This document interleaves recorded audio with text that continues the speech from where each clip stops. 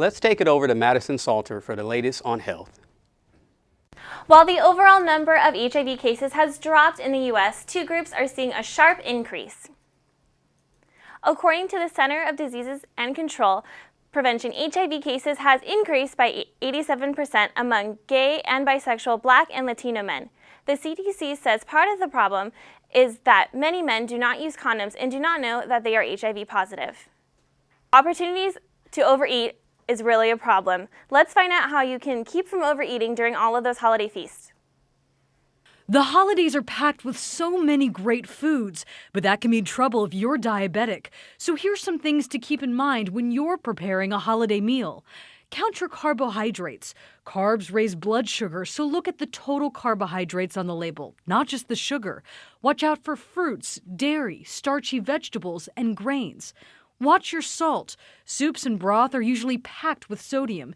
Either cut back or use a low-sodium broth in holiday recipes.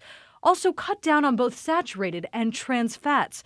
One tip for recipes calling for soup, you can usually find a healthy version with less fat.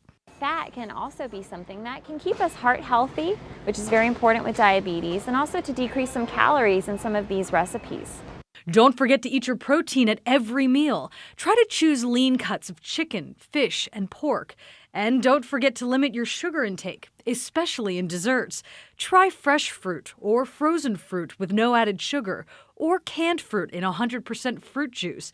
And finally, be prepared when you're going to a potluck to take along a healthy option. That way, if everything else there is on the unhealthy side, you'll have something to eat. For today's Health Minute, I'm Mary Maloney.